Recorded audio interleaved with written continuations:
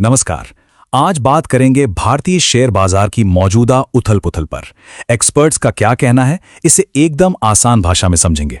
तो बाजार गिर रहा है और ऐसे में हर इन्वेस्टर के दिमाग में एक ही सवाल है, अब क्या करें? घबराएं, बेच दें या फिर तैयारी करें? देखिए, हमारे सोर्स एक्सपर्ट एक खास लेवल की तरफ इशारा कर रहे हैं और वो है निफ्टी पर 24,300। हो सकता है ये इस करेक्शन का बॉटम हो। और पता है, यही हमारे पूरे विश्लेषण की थीम है। मतलब 24,300 तक की गिरावट से डरना नहीं है, बल्कि जो लोग तैयार हैं उनके लिए ये एक स्ट्रेटेजिक बाइंग अपॉर्चुनिटी है। ठीक है, तो चलिए इस प्लेबुक में गोता लगाते हैं। हम कवर करेंगे कि कौन से स्टॉक्स को बेहतर दाम पर खरीदने के लिए इंतजार करना है, कहां प्रॉफिट बुक करना है, लॉन्ग टर्म के लिए क्या चुने और भी बहुत कुछ। तो सबसे पहले बात करते हैं उन दमदार कंपनियों की जिनके लिए एक्सपर्ट्स कह रहे हैं रुको, अभी सही वक्त नहीं है, बेहतर कीमत का इंतजार करो। अब देखिए, ये चारों कंपनियां फंडामेंटली बहुत मजबूत हैं, लेकिन यहां गेम सिर्फ अच्छी कंपनी चुनने का नहीं, सही कीमत पर खरीदने का भी है। जैसे नेटवेबटेक, इसमें हाल ही में प्रमोटर ने ही अपनी हिस्सेदारी बेची है, तो जाहिर है शेयर पर प्रेशर आ सकता है। हैप्पीएस्ट माइंड्स में सलाह है कि अभी खरीदकर दूसरों को ऊंची कीमत पर निकलने का मौका ना दें। और भारत फॉर्ज और रिलायंस जैसी ब्लू चिप कंपनियों के लिए भी साफ कहा गया है कि मौजूदा कीमत बहुत ज्यादा है, गिरावट का इंतजार करना ही समझदारी है। बिल्कुल, और यही इस पूरे सेक्शन का निचोड़ है। अच्छी चीज को भी सस्ता खरीदो, मतलब खरीदारी में डिसिप्लिन रखना ही मैक्सिमम रिटर्न की गारंटी है। अच्छा, खरीदने की बात तो हो गई, अब सिक्के का दूसरा पहलू देखते हैं, यानी ये जानना कि कब बेचना है, चाहे प्रॉफिट लॉक करना हो या फिर बड़े लॉस से बचना हो।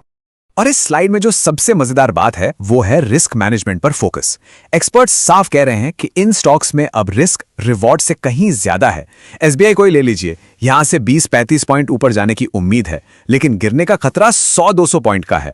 या एमआरपीएल, जिसके 165-175 तक गिरने की संभावना है। और अलोक इंडस्ट्रीज जैसे फंडामेंटली कमजोर स्टॉक से तो तुरंत निकलने की सलाह है, ताकि 20% का लॉस 40-50% के बड़े घाटे में न बदल जाए। चलिए अब उन इन्वेस्टर्स की बात करते हैं जो लंबी रेस के घोड़े हैं, जिन्हें 2-3 साल के लिए पैसा लगाना है। उनके लिए शॉर्ट टर्म की उठापटक से ज्यादा कंपनी की फंडामेंटल मजबूती और वैल्यूएशन मायने रखती है। यहां एक इंटरेस्टिंग कंपैरिजन है एचसीएल टेक और जीएमडीसी का। अब देखिए, दोनों अपनी अपनी जगह अच्छी हैं, लेकिन जब 2-3 साल के नजरिए से बात हो रही है तो एक्सपर्ट सिर्फ वैल्यूएशन नहीं, स्टेबिलिटी पर ज्यादा जोर दे रहे हैं।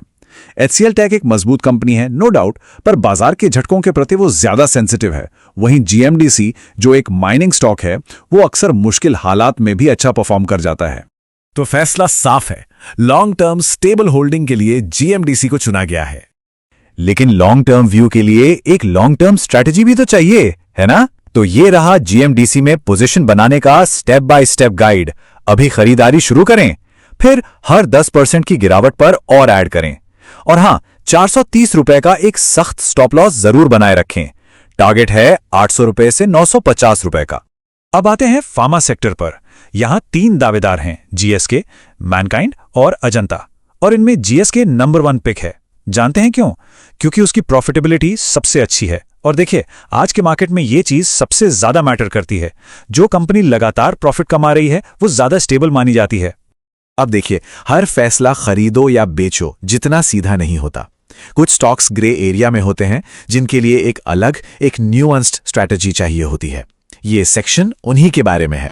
ये स्लाइड दिखाती है कि कैसे अलग अलग सिचुएशन में अलग अलग दांव खेलने पड़ते हैं। जैसे प्रिंस पाइप्स, इसमें रिस्क कम है तो गिरावट पर और खरीदने की सलाह है। दूसरी तरफ है एचसीसी, जो महंगा है और प्रॉफिट भी नहीं बना रहा, तो उसे एवरेज नहीं करना, बस होल्ड करना है ताकि किसी उछाल पर निकाला जा सके। और फिर होनासा, जिसके नंबर्स अच्छे हैं, उसके लिए एक शॉर्ट टर्म स्विंग ट्रेड की सलाह है, 325 और 345 के टारगेट्स के लिए। तो चलिए इन सब बातों को एक साथ लाते हैं, एक फाइनल क्लियर प्लेबुक तैयार करते हैं, जिससे इस मार्केट करेक्शन को नेविगेट किया जा सके। तो कोर स्ट्रैटेजी क्या है? पहली बात, मार्केट का 24,300 तक गिरना एक खरीदारी का मौका है। दूसरी, धीरज रखें, रिलायंस और नेटवेब जैसी अच्छी कंपनियों को सही दाम पर आने दें। तीसरी, डिसिप्लिन, मतलब एसबीआई जैसे स्टॉक में प्रॉफिट बुक करें और एलोक इंडस्ट्रीज जैसे स्टॉक में बिना इमोशनल हुए लॉस काटें। लॉन्ग टर्म के लिए स्टेबिलिटी और प्रॉफिटेबिलिटी देखें, जैसे जीएमडीसी और जीएसके में। और हां, हमेशा हमेशा स्टॉप लॉस का इस्तेमाल करें। और यही है सबसे जरूरी बात, गिरता हुआ बाजार इंटेलिजेंस का नहीं, डिसिप्लिन का टेस्ट लेता है। तो सवाल यह है कि क्या किसी की रणनीति आने वाले मौके के लिए तैयार है?